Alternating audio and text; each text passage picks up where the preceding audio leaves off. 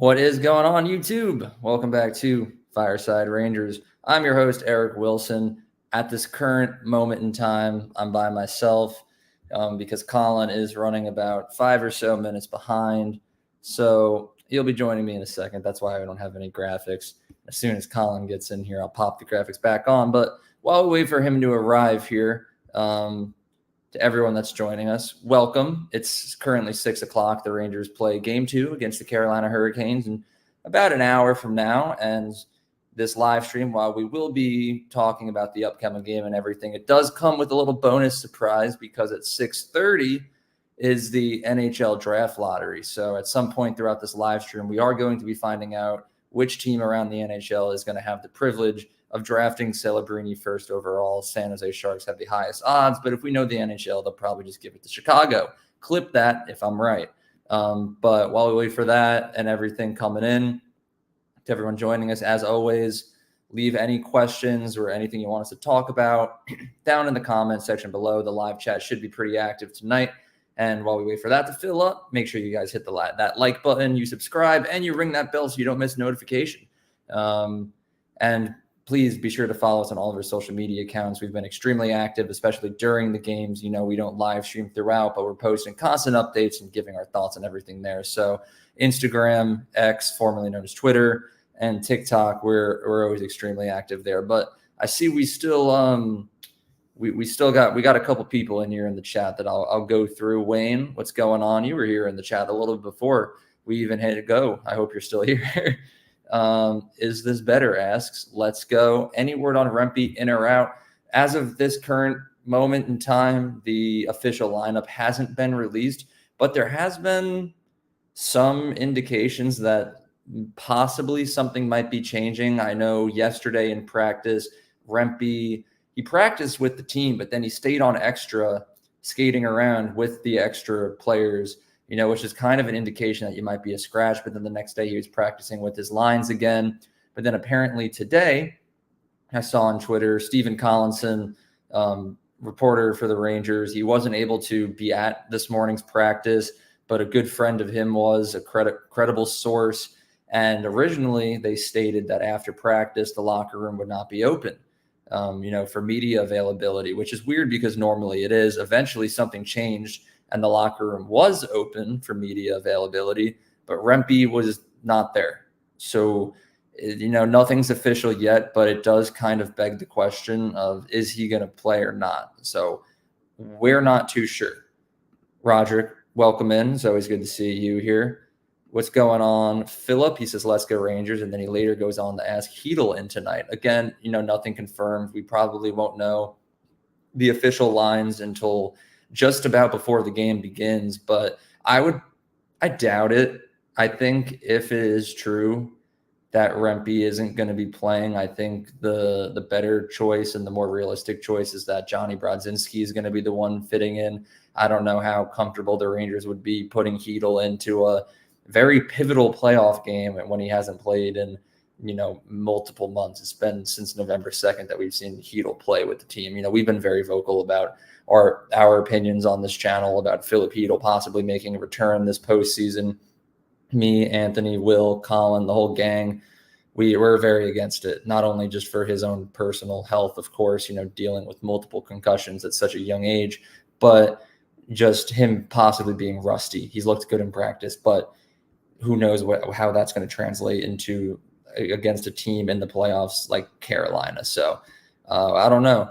But speak of the devil, here he is. Let me throw Colin in here quick. Hello, friends. Fireside Giants plug while I look for is this going to be you or is it Will? Nope, you're Will. Colin, tell me how you're doing while I look for this. I'm good. Full of food. Just had a nice Mother's Day dinner early because my grandma's going to Ireland.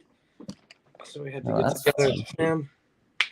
Yeah, I had a Mother's Day dinner with my grandmother yesterday. Did you? Yeah, because they're in Florida right now, but they're traveling back home in before Mother's Day. I also just realized I've made a horrible, crucial mistake. I spent my last minutes before the live stream calling you to see where you were. I didn't put on the lucky jersey.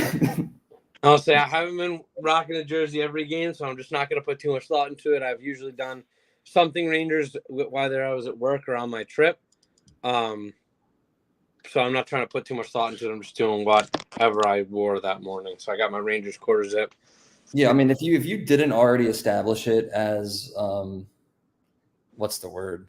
I'm blanking here. If you didn't label it as a superstition, then you don't got to think about it. But me and Will declared at game 1 that we would wear my Lafreniere jersey and his Panarin one until we lost. So you can't wear the Panarin one. We've established. I never can. That jersey's cursed. Even though I love Panarin, as soon as I wear it, we'll lose. But Will should be attending here later. He tried to be a little baby about it, saying that he didn't want to because it was his girlfriend's birthday. But I reminded him that he's attended every pregame live stream so far, and we haven't lost yet. And I think just the idea of superstition was enough to say, all right, after her birthday dinner, I'll join. So, but yeah, as for Hedel, we're against it. We don't know for sure just yet. As Roderick brought up here, I said it in the intro. The NHL draft lottery is starting in about 23 minutes. So even though we can't show it or listen to the audio on here because of copyright reasons, if you guys tune in, listen on your TVs while you listen to us, I know I'll put it on my TV and we can do a little bit of a live reaction to the Chicago Blackhawks drafting Celebrini first overall. I don't know, man. The script has us the Sharks. I don't know. The script would say that Utah. Listen, man, Celebrini and Marner are going to go crazy in Utah next season. So we'll see what happens. But Philip, like you said, Rempe is taking way too many penalties. But again, I don't even think they're his fault. A lot of the penalties have been super soft. It's definitely like here, we got another comment about it. The refs hate Rempe, not his fault, but it is a liability. As much as we love Rempe and we know that he isn't doing anything wrong, at some point we got to just accept what it is, just still hate the NHL and the refs for what they're doing to Rempe. But you got to just pull him out and put in a guy like Brodzinski because we got very lucky in that game 1 going 5 for 5 on the penalty kill. That's not going to happen every game. And even though I got nothing against Rempe, at some point you might got to just bite the bullet, take him out of the lineup, and let the NHL have this little win for a brief period of time. I don't know. If it wins us a Stanley Cup, I'm okay with Rempe's season being done. I don't know. I like what he brings to the team. I think I saw earlier today on Twitter. It was a clip of Kachuk talking about Rempe and what he brings to the Rangers and whatnot. And he was like, yeah, none of our guys are going to go and fight him. So, he does instill that fear. And even the league's biggest pests, Kachuk is up there amongst the Martians and of course his brother Brady and whatnot as being some of the most aggravating players to play against. So when they're saying something about, nobody wants to go fight Rempe, I think that's a pretty good exhibit of why you should keep him in the lineup. Obviously, a lot of these penalties are just reputation penalties. Yeah, I'm going to let you continue, but I just want to say for this series and this series alone, really, I don't think anyone on Carolina, wants to fight Rempe. It's not like he needs to go scare anyone off. No one on this Carolina team is a bruiser like that. So I didn't love that hit by. It wasn't suspendable, but I didn't love the hit by D'Angelo. I'd love to see him get his face punched in. There's a couple other guys on that team that I just can't stand. So it isn't always a bad idea to have a guy like Rempe in the lineup, especially because we all love to talk about how good Hedel is and what he brings to the team.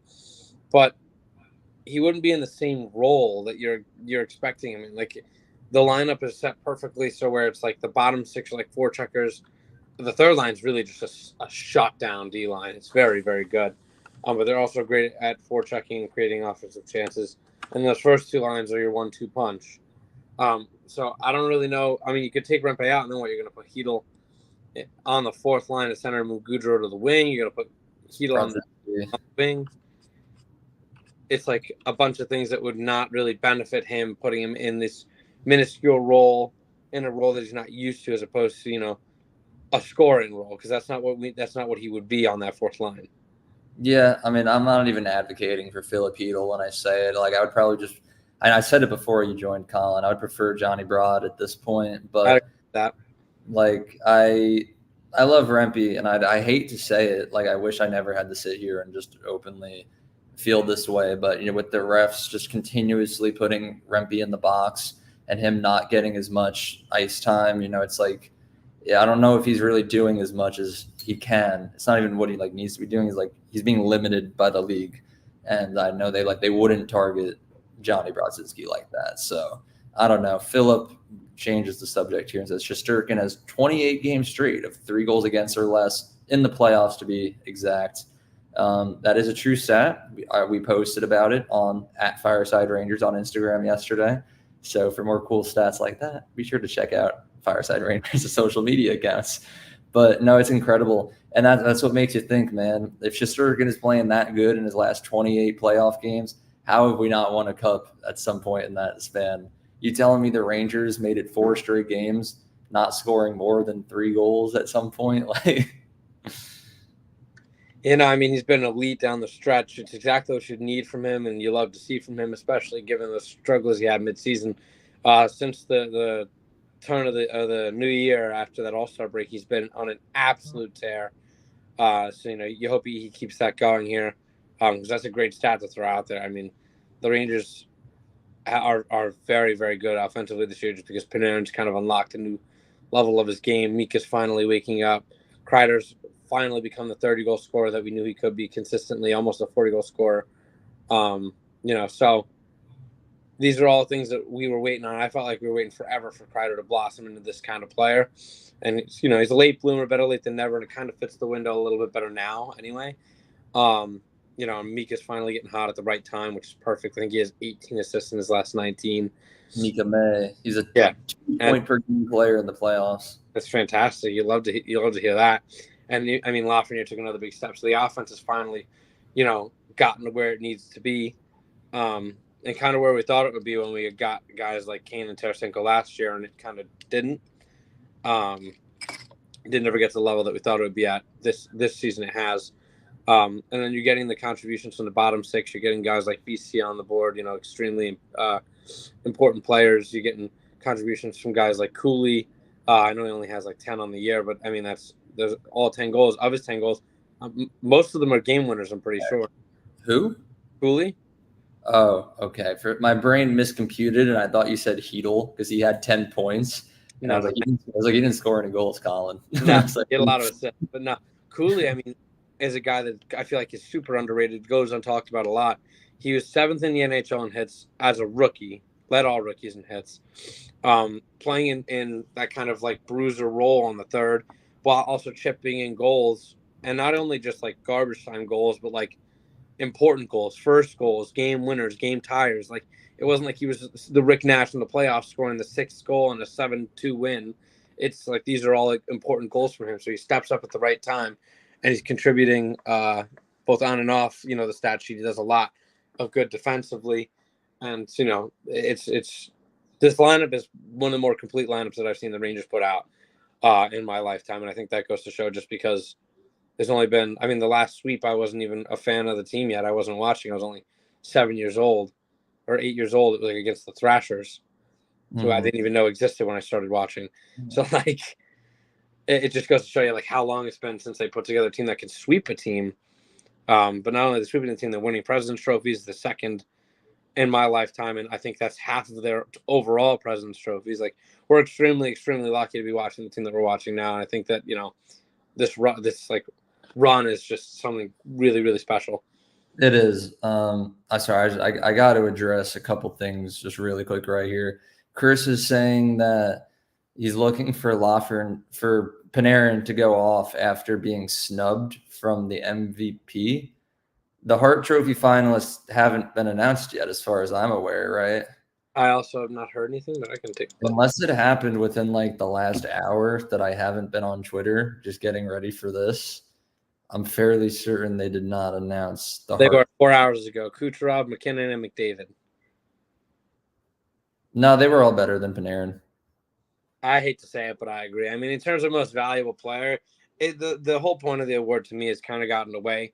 At this point, it's just who puts up the most points. And yeah, it's value, but you take Panarin off the Rangers, they're not nearly as good a team. You take Kucherov off the Lightning, they still have a bunch of guys who can get it done. Obviously, he's helped set up a lot of people, but I don't think they, well, maybe this year. And like I've been predicting it for a while. Like I know I wrote a lot of articles about it. We made a couple episodes about it on here about all the reasons why Panarin deserved to win the Hart Trophy. But I don't remember what you said, if you ever did, Colin. But I was kind of at the end of the day, like, even though I know he deserves it, I know he's not gonna even get nominated just because there's guys like McKinnon, Kucherov, McDavid that are out there that the NHL just loves just quite a bit more than they love Panarin. Those are their big breadwinners. Those are their superstars. These are the Crosbys of the future. Like Crosby isn't talked about nearly as much anymore as McKinnon, McDavid, Kucherov. Like these guys are the forefront of the NHL. This is where most of their marketing goes and things like that. So like it makes sense. I'm not saying that it's all, the NHL conspiring to make sure that their guys get up there. But like you look at a year like Shesterkin had the year that he could have been in the Hart running. I think he did receive some votes, not a lot, but like he was the most valuable player to his team by far. So like I feel like the point of like MVP has kind of gotten lost, and now it's just like a secondary. I believe it's the Art Ross is the scoring one. Mm-hmm. It's like whoever wins the Art Ross wins the Hart now. They go hand in hand. Yeah, I don't know. It's ridiculous. The NHL awards are a joke. I mean, if Anthony were here, the Norris is just who the highest scoring defenseman is. Mm-hmm. If Anthony were here, he would go on a giant Jack Adams award rant like he did last live stream about Peter Laviolette being snubbed. I know you weren't there for that one, Colin. Yeah, couldn't agree more. I think that's I don't even bother watching these awards anymore because they're just, to me, they're so meaningless. It's the same 3 people every year. Like it's just I don't know. The North should go to like the guy with the best plus minus who also contributes points, not just like I remember there was a year it was like PK Subban was not good at defense for like the latter half of his career, and he was still in the conversation for Norris just because he was scoring a lot of goals and putting up a lot of assists. That's not what the Norris was. Like it just, I don't know. The awards to me have lost their meaning, so I don't really take too much merit in those because the Rangers players are, in my opinion, they're better than these awards. They don't need these awards to prove anything. They're regular season awards. The only award that I want is the Stanley Cup. So like, but like, here's like one comment that I personally disagree with.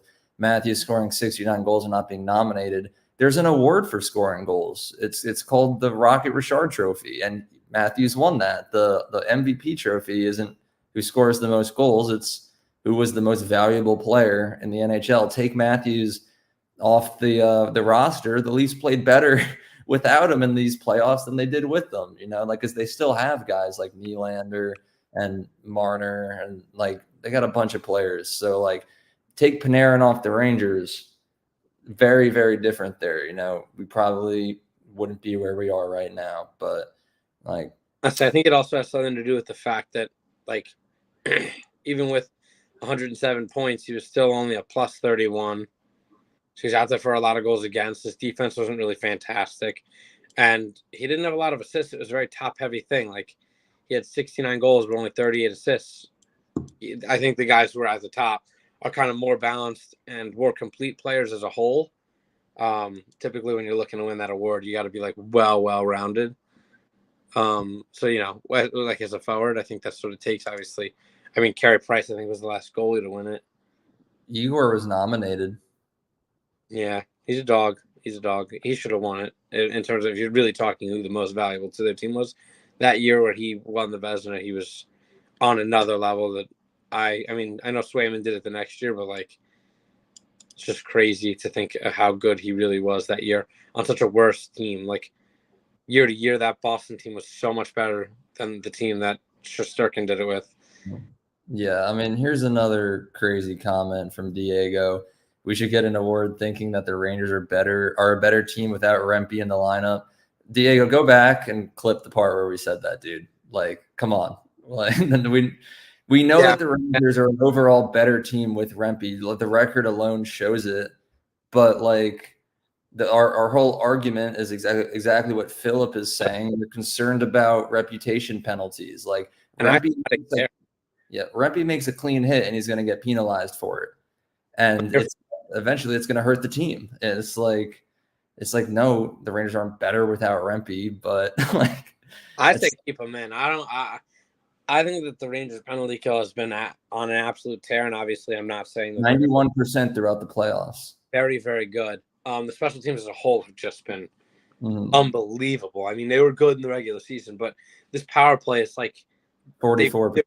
Dude, they're doing things that we've never seen them do. That power play goal for the Mika one the other night was one of the grossest goals I've seen the Rangers score in a good chunk of time. That spin no-look pass, Trocheck to Kreider, spin no-look pass, Kreider to Mika. Mika one times it in. Anderson sitting there with his pants down. He's got no chance. That was nasty. They're doing things that they're using that bumper a lot more, and they're giving the give and goes to Trocheck, and he's been scoring a lot. Like it's they're doing things that I feel like they haven't done in a while, and I haven't seen them use that bumper. They're usually trying to force feed it to Mika on that 1T, or have Panarin shoot it from the right side, which I'm not opposed to either of those either. But to get other good looks, it's like now you're really dangerous from all aspects. You're not just getting the Fox shot pass to Kreider, the Mika one-timer, or the Panarin shot. You're getting the give and goes. You're getting these spin-around no-look passes because they're all so familiar with each other. It's like they've unlocked a whole new aspect of this power play. It's just crazy to think. Yeah, just to compare the stats, because as Philip pointed out, in the regular season, Carolina did have a better power play than us, but through the playoffs so far, a round in one game, Rangers power play 44%. We have a power play that's kicking gear at almost every other power play we score on, which in game one, incredible. 2 power play goals in 22 seconds. Like, amazing. But like I said, 44%. Carolina only has a 25% power play, which is still like a decent number. That's good. It's not bad by any means, but compared to 44, you can look at the regular season stats all day long. It doesn't matter. Once you get to the playoffs, everything that happened in the regular season out the window. You know what I mean? Like you could have had Tampa Bay. I had an electric power play. I think they had the number 1 power play in the regular season, and I don't think they were better than the Rangers in the playoffs. Guess what nobody's talking about now? Their power play, because they're gone. Like whatever you did in the regular season, it doesn't matter. It's just the only thing that matters is if you got to the playoffs. After that, everybody gets a clean slate. And I think a perfect example of that is when the Blues went on that tear and won the Cup. I mean, they were last place in the regular season at the halfway point, and they turned it around and they made it, and then they won the whole thing. So, like, I don't pay attention to the regular season that much. I pay attention to, like, individuals and how they're doing, obviously, because if somebody's on a heater, that usually carries over. And if a team is hot towards the end, that carries over. But, like, the season-long stats, I don't buy into those. I think that that everything changes in the intensity levels and the attention to detail and whatnot, and the practices, and like everything is just real detail oriented. I know that Kreider and Mika tend to stay a lot longer after, and that's why they basically have eyes in the back of their heads for each other. Like everybody's just a lot more focused on perfecting the craft, especially in the playoffs, more so than the regular season, just because 82 games, obviously, you're going to do the best that you can. But in these last 16, this is what matters. This is where you got to be as perfect as can be. And you could drop a game here and there in the regular season, but in the playoffs, I for the most part I agree with you, but I don't want to go as far to say that like I think that most of what happens in the regular season is like irrelevant. Like the teams that were good the whole year round are going to stay good. Like and like sure, Carolina's power play has stepped down in these first 6 games for them in the playoffs, but I know how dangerous they can be at times. So just knowing that that has the potential to returning to that at some point is also kind of scary. But just away from the power play, penalty kill, 62% for Carolina, which is not good, and 91% for the Rangers, which is the most mind-blowing number that I've ever seen. A 91% penalty kill, like a good solid NHL penalty kill is like mid 70%, low 80s. I think like an 82% power penalty kill will probably be the best in the league, right?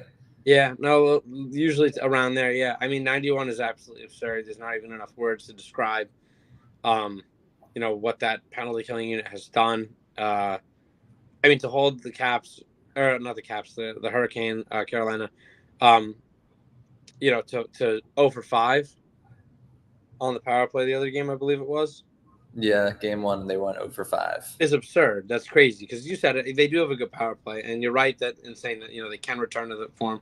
I think when I say what doesn't matter in the regular season is more the head-to-head matchups.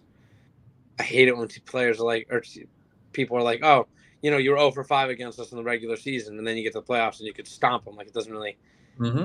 hold as much merit. I guess with the power plays and penalties, you're right. Like, they do have the potential to get back to that. Regular season records don't mean anything. Like, remember in COVID year, the playing round when we went 3-0 against the Hurricanes in the regular season, and then they swept us in that. Like, Yeah. that doesn't matter. Like, it's that I think is like a new series. Like, Yeah.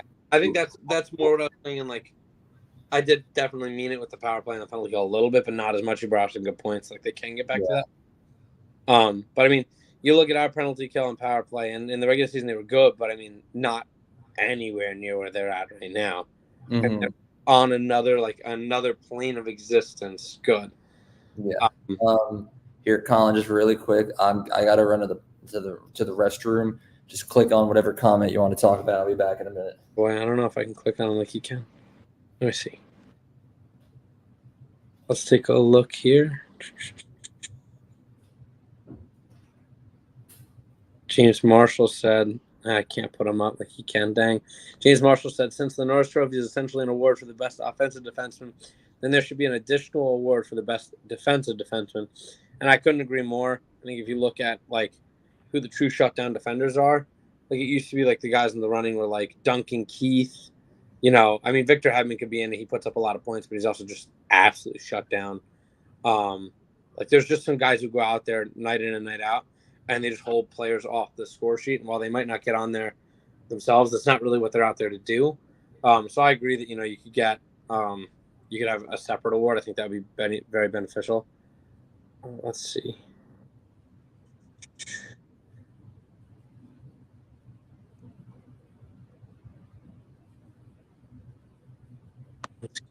Let's see. Jeff knows this playoffs is where your veterans step up. That's incredibly true, and I mean, if they're going to do it, that's the time. Obviously, you'd love to get contributions from everybody. I know a couple seasons ago it was the kids who stepped up. This year, Meek has really woken up. Kreider, you're getting from him. I feel like he's been very good. Panarin is just continuing his hot tear from the entire season. He is not showing any sense of slowing down. And then I feel like the decor as a whole too. I know there's not a lot of veterans on that decor, but I feel like Gustafsson and Trouba, as the vets of that decor, have done a fantastic job at kind of anchoring and being like knowing their role almost and like just playing to it as opposed to being like Trouba was playing first line minutes and he's totally cool with taking that step back and letting Schneider and Miller do their thing. One from a good leader and a veteran and Eric, we were just talking about how the veterans step up in the playoffs. They are, yeah, no, that's true. Our veterans have been phenomenal. I mean, I think in particular, I look at Zibanejad, where he had a decent regular season, and then all of a sudden he's our best playoff performer at this point in time. I don't know if you brought up him in particular. Yeah, I did. I did say him and how he's been on an absolute tear. I think I mentioned him, Kreider, Panarin. Obviously on offense, those like your big guys. Goudreau has been just like otherworldly in these playoffs, like super good. I had nothing but bad things to say about him in the regular season. I got nothing but good in this postseason here. I'm trying to think. I'm going up and down the lineup because there's a lot of youth mixed in there. I mean, guys like Cooley, guys like even like Wenberg's a vet, but not with the team. So I don't know if I'd say he like steps up as much as just plays his role, but he's doing a fantastic job with that. Like I feel like everybody's kind of figured out what piece of the puzzle they are and are playing their part to perfection. And I think that's why you're seeing the success that you're seeing. I mean, I think even still, we're talking about it. There's a stat. It's like the Rangers only trailed for like 4 minutes or something in these playoffs.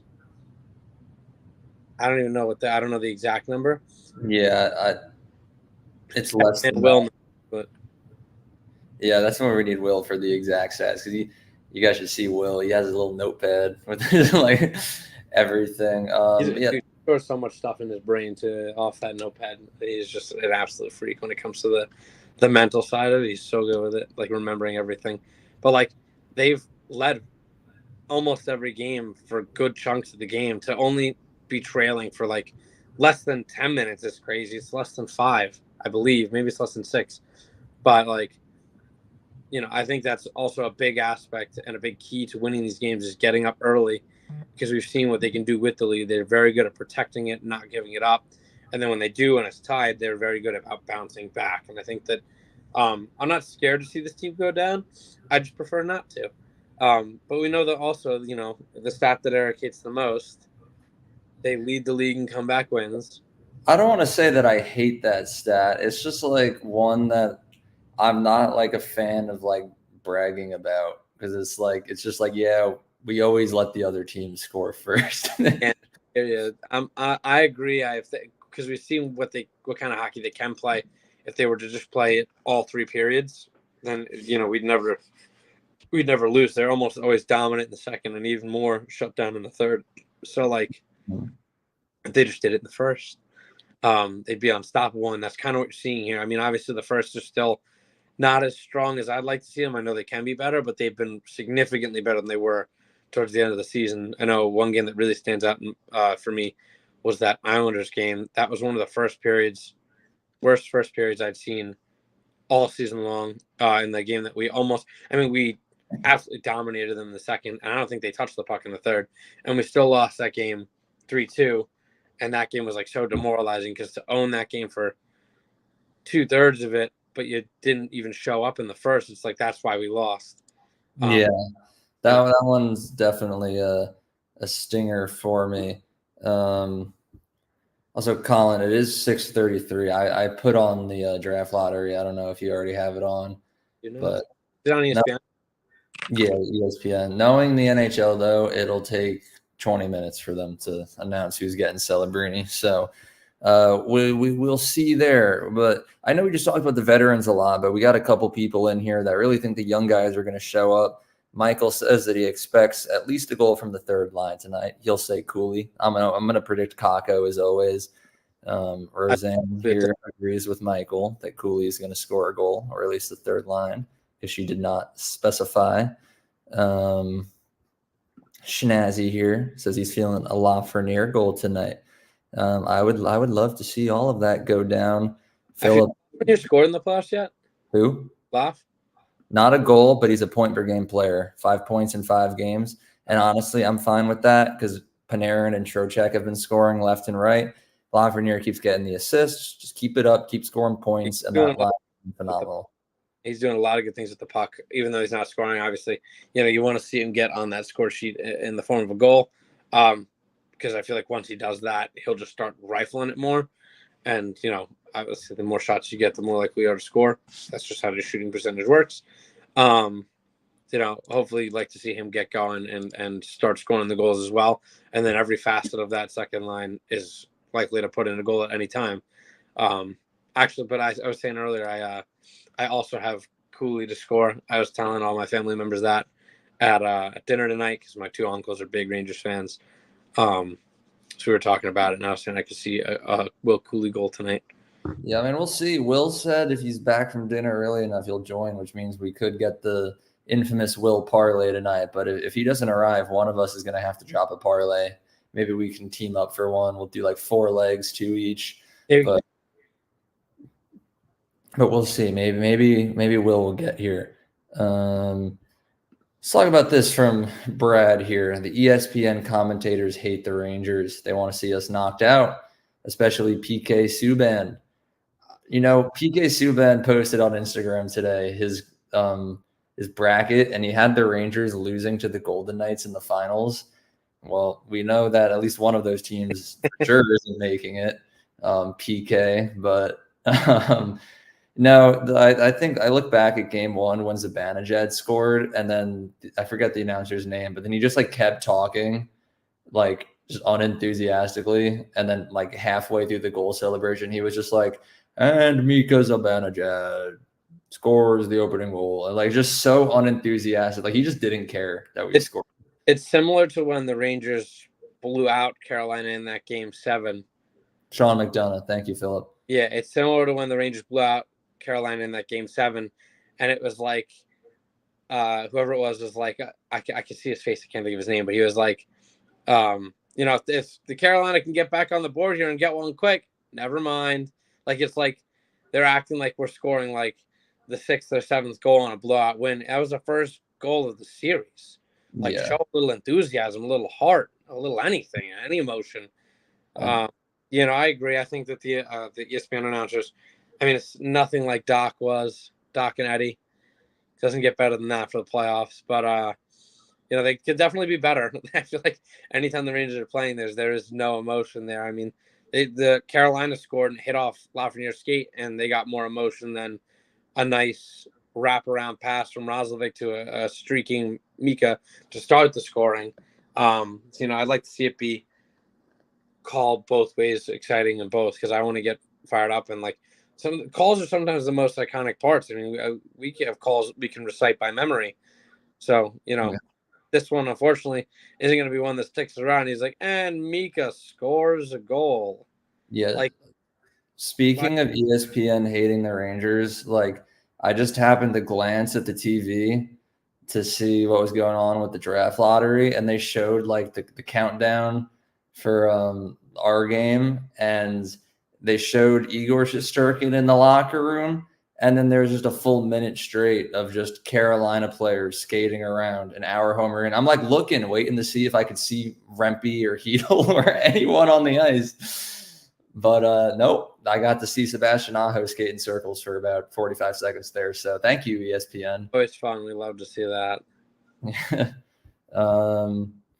But let's see what we got here. Roderick's older brother met Hank today. That's pretty cool. He was having a business lunch at this restaurant called Anejo. Is it a Spanish restaurant? Tribeca. In Tribeca. He was there having a drink. Spoke real quick. He wanted to get out of there. That's pretty cool. Well, food must have not been that good then. Or if Hank just really needed to get to the game because he's probably going to be one of the panelists. Most likely. But he was pre-gaming, which goes hard. All right, let's see over here. How we always love these jokes. If we don't make any ouchies, I think we can make a clean S word of this series. If we're not saying, appreciate you. Yeah, I'm not going to say it. I said it quite a bit against the Capitals because I knew that even if it didn't happen, we would still win. But yeah. I'm not even going to risk it right here. I think that tonight's game is extremely important. I mean, I know a couple of years ago that's what we were saying, and then we lost it, and then we were able to come back down from 0-2. But like, it's extremely important just to have Macklin Celebrini's up on the board. What's it called? I think it's extremely important that the Rangers kind of maintain that level of pressure that they've kept up, and just especially against this team. This team is dangerous, and they can kind of flip a series on you at any point. So you want to make sure that you kind of get as big of a lead as possible to ensure that doesn't happen. Obviously, an S word might not be in the cards just because this team is significantly better. I'm welcome to it. I'll see that. That'd be cool to go back to back after not getting one since like 2007. But I'll take a series win locked in over the S word for sure. All right, I got one quick thing to say. When you said Celebrini was on the board, my TV is like 10 seconds behind, so you got to wait a little bit when we see whoever wins. He was just like standing up there. I was like, "Oh, who's that?" I see that now, but I was like looking at it. I'm like, all I see is a commercial. Like, what are you talking about? I didn't recognize him. I didn't know what he looked like, honestly. So to see him up, ESPN draft, I was like, "Who is this young guy?" And it's Celebrini. Yeah, but like as far as the S word, like I'm not going to rule it out, but like, again, like you got to just consider that it's still possible because kind of going back to like the original conversation we had about how the regular season is different than playoffs, like to win the Stanley Cup, you got to win 16 games, right? Now, it's very, very rare that in NHL history a team has ever won 16 games straight. But I was thinking, like, Rangers won 4 all against one team, and then they had like a week off. And then, like, sure, we won game 1, but I wouldn't really consider that like a 5-game win streak as much as I would consider it just like the start of like the next set of wins in a row. Kind of like I don't remember how many games in a row the Rangers won to end the regular season, but I know they at least won their series finale, and then however many before that. Like, it's not like 7-game win streak for the Rangers that we're saying right now, because the regular season was different than the playoffs, and the first round of the playoffs is different than the second round. So yeah, like an S word against the Hurricanes, extremely unlikely. Like, but it's like, it's not like we're just going after some like crazy streak. I think the time in between and just the setup of like a 7-game series against one team every game, like, it's entirely different. I don't know if that makes any sense about what I just said, but Wait, so you're saying that they're on a 1-game win streak right now, not a 5? mm-hmm. I can see that. I like that mindset. I think, you say you're on a 5-game win streak, you kind of lull yourself into this sense of comfortability, as opposed to 1. It's like, yeah, we won 1. Our win streak ended as soon as the first round series ended. It's not, we didn't win 5 straight games. We're at the start of like a new season, basically a 7-game season against the Carolina Hurricanes. And there was a week of rest in between, which kind of just time-wise resets it for me. And 2, a different series, you're approaching it entirely different. It's not just keep doing what we're doing and hopefully we'll keep winning. It's let's structure our play and our abilities to better this one specific team that we're going to get to know real well over the course of the next possibly 2 weeks. So that's the way that I look at it. I don't know if that's how the team looks at it or if anyone else looks at it, but that's how I'm feeling. Like, 5 wins in a row, it's whatever. I don't care. Those first 4 wins don't matter because it's not points in the standings that are going to help us in the playoff seeding later on. It's just like, we got the wins, they're done with, doesn't matter anymore. Let's focus on the next 4. Like, counter reset. That mindset, though. That's just the way that I look at it. I don't know. But, kind of as Roderick just said, he wouldn't rule it out because these games could all be close and go the Rangers' way. I think every game in the series is going to be close. I don't think there's going to be any blowouts. And if there ever are, hopefully they go in our favor. But I think every game is going to be just as close as the last. But, I mean, to be fair, last game wasn't even really close. Sure, the scoreboard was. Like, it was a 4-3 win. But 2 of those goals, like, were ridiculous. One of them was a crazy, like, 4-foot in the air bounce off of Lafreniere's stick.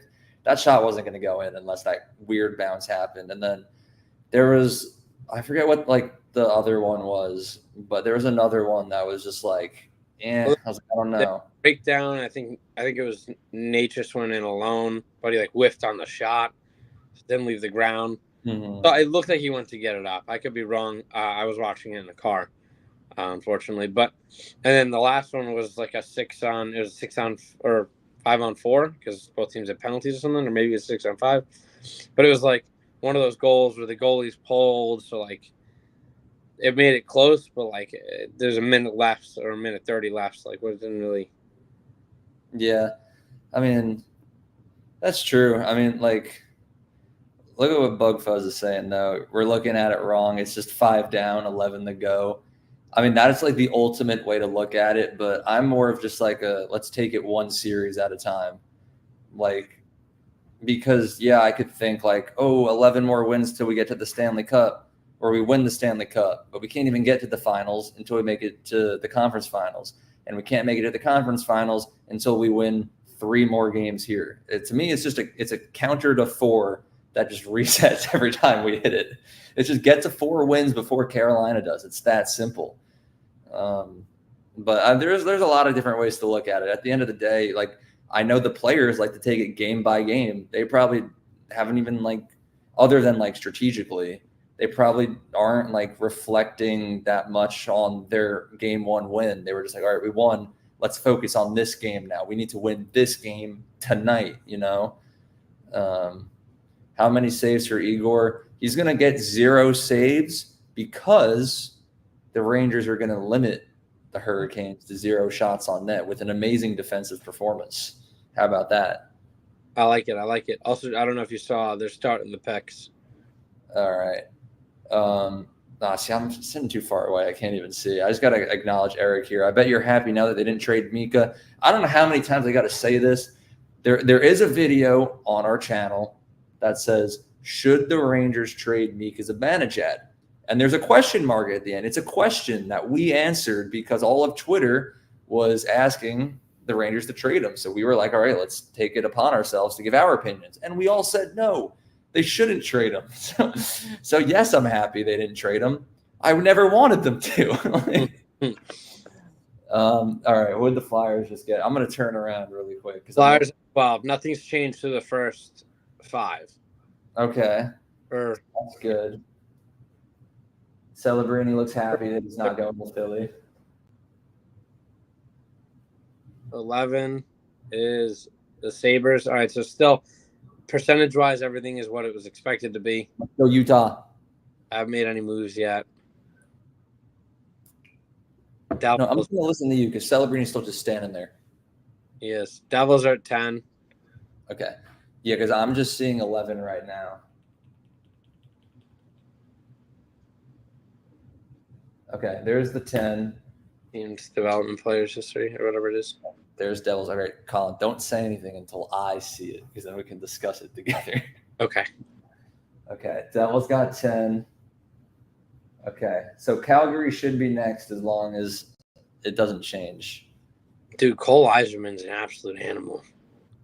They're going to throw up a stat that you're going to see in a minute, but he has the most points in 127. Dude, he blew out Patrick Kane. So did Caulfield and Phil Kessel. Phil Kessel goat though. His only problem is he's a little undersized. He's still getting it done. All right, let's see. Number 9 here. I'm already on 7. What? Okay, 9 is the Flames. So next should be Seattle and then Ottawa. Oh, wait, they're just rolling through it. Yes, they are. They won't stop again until they get to the top 5, I don't think. Okay. Seattle. Is nothing going to change? Is it going to be Ottawa next? You asking me? Yep, it was Ottawa. So now we're at the top 6. All right, what is that? Is that Utah? Yeah. I thought they had the 4th. So far, pretty boring. Yep, there's Utah's.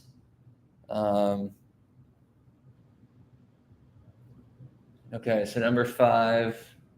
Was that Montreal that it should be? Yeah. Is nothing going to change? There's been no movement yet. None. Okay, so we're at the top 4. Oh, my God. If it goes. This is where you typically see it, though. This is where you see the jumps, I feel like. I mean, obviously, in the past, there's been some big risers. Like us. But there's been other teams, too. There's been other teams. The Devils have also been blessed. I hate it when Devils fans are like, oh, you guys, lottery luck. And then they also have Glacier as a second and Nemeth a 5th. And, I mean, Jack first. Don't forget that fans pay to watch Jack Hughes lose. Also, Eric, it was a question, but in my opinion, it was never a serious question. I know, I was just joking around. Everyone, like not you, but people like to call us out for like certain like topics we make that are just questions, and like we disagree with them, and they're like, "Why would you say that?" Like we didn't. Okay, number 4, Columbus. Okay, we're down to it. Macklin Celebrini is figuring out that he's playing hockey on one of these 3 dumpster fires. It's gonna be Chicago. It's gonna. I'll be so mad if it's Chicago. Can it be Chicago? Yeah, they have the 2nd. No, I know what I'm saying. Didn't the rules change where you can't jump up anymore? No, I think you can. Laugh, baby. Putting Laugh on the TV, and there's Fetch. Don't care, didn't ask. Put Laugh back. Show me Capo Caco. I see Laugh now. Spoiler alert, they're not going to show Capo Caco. Are they going to show Rempe or No. Hedel? No. There's Svechnikov. I just want to break. Commercial break. Okay, let's get right back to this. I said, let's get to some comments here. We got 18, it looks like, for me since I last updated. I mean, I'm caught up on all of them. Well, we haven't been. Oh, no. You are. All right. It's time for the lucky hat. All right, should we start doing score predictions? We're about 9 minutes out. Yeah, because as we might as well do our score predictions and the parlay, and then we'll see who gets Celebrini, and then just wrap it up because then it's game time. Yeah. So to everyone that's watching, I know we lost a significant chunk of people as soon as we started reacting to the draft lottery, but it's cool to see who's going to be good in a couple of years. Celebrini is some phenomenal talent right there. For me, go through it to beat it to win Stanley Cup down the line. Yeah, my score prediction tonight. I personally think the Rangers might pop off. Yeah. I know. Just like 10 minutes ago, I said that there wouldn't be any blowouts, but he's changed his mind. I've put on the hat, and I'm feeling patriotic. America's team, the Rangers, are going to win 4-1, 5-1. It's funny. So I was asking a couple people today. So I'm going to give a shout out to my boy Chris. He said 5-2, and I kind of agree with him. I'm seeing a 5-2 win. Yeah. I just got to address Eric here really quick too. He said, "Why is everyone sleeping on the Avalanche?" I'm not. In my personal bracket that I made, I had the Avalanche making it all the way to the conference finals, where they would lose to the Oilers, who would then lose to the Rangers in the finals. I will fully admit I am sleeping on the Avalanche. I don't like their goalie, and I know why, and it's because I watched him for multiple years play for the Rangers. He is averaging, I think, in the second half of the season, 4 goals against. That's terrible. I don't think he's very good, and I think, when you play a team with real firepower, I think that the Jets kind of choked it. I think that, in this next round, that they're going to get exposed. But that's just my take. I mean, I wouldn't mind it. Like, I would rather in the finals play Dallas than the Avalanche, where here's number 3, the Ducks. It's going to – all right, let's hope that nothing changes. Let's hope that Chicago gets number 2 and that the Sharks just get number 1. Celebrini, please be a Shark. Please. I think you already saw it. I did. Here he comes. Oh, thank God. He's a Shark. This is like one of the first times I've seen since watching the lottery that there's been no movement at all. That's fine. That's completely fine by me. Honestly, Chicago's still going to get an absolute stud. I feel like these kids in these drafts just keep getting deeper and deeper, especially in that top, 12 is just absolute dogs almost every time. And you're looking, they're going to show you who the Sharks have gotten in the past couple of years, and wow, have they hit on some of these guys? Will Smith, 4th, Eklund, 7th, even Bysted and Musty are both solid. Yeah, I know we texted the group chat about it earlier, saying like I have no problems with the Sharks. I like the Sharks. So if they make a resurgence and become a good team a few years down the line, I'll be happy about it as long as they never beat us. So it is about time to make the parlay before we wrap it up. I'll let you hit the first leg. What's the first leg of the parlay that you want to include? Rempe goal. Rempe anytime goal scorer. I'm going to one-up you, and I'm going to say Igor Shesterkin anytime Gordie Howe hat trick. A Will classic. Okay. All right. I'll say 2 Chad Ruhwedel assists. Interesting. Philip Hedl anytime goal scorer. Crazy part is, down in a couple of games, that might not be a wild thing to say. Right now it is. until game time. We don't know what the lineups are yet. I tried to look at the rushes. I couldn't find anything on Twitter. Yeah, before I do the intro, I'll just refresh Twitter real quick because the Fireside Rangers Twitter, which everyone that's watching should be following, here they are. Okay, warm-up rushes for Game 2. Kreider, Zibanejad, Roslovic, Panarin, Trocheck, Lafreniere, Cooley, Wenberg, Kako, VC, Goudreau, Rempe, Lindgren, Fox, Miller, Schneider, Gus, Trouba. So nothing has changed. As it should. The Rangers are 5-0 in the playoffs. They kind of have the chemistry rocking and rolling. I wouldn't change a thing. Except for my jersey, which I didn't track change. I forgot I have a game tonight in 2 hours. So Yeah, that's unfortunate. Again, just put in your AirPods and play with them in. Celebrini's a shark. Rangers are going to win the Stanley Cup. That's all that matters. But do you have any final thoughts, closing remarks, any of that good stuff, Colin? I think that about wraps up for me. I yapped for most of this episode. And I kind of didn't let you talk that much.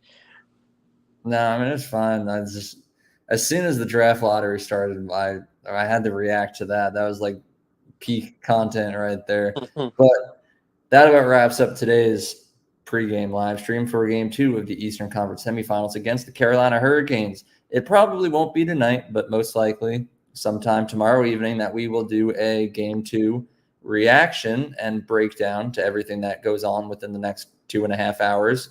Hopefully, do not want it to go any longer than that. But to everyone that joined us tonight, thank you very much for tuning in. Hope you guys had a phenomenal time going live with us, seeing all the historical moments go down, because who knows, 5 years from now, Celebrini might be tormenting the Rangers somewhere, some way.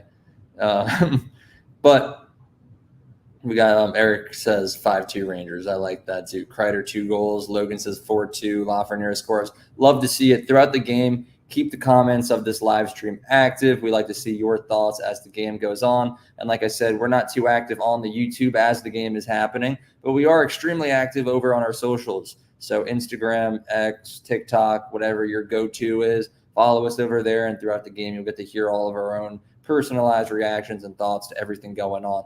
But yeah, again, thank you for joining us. Have a good one. And let's go Rangers.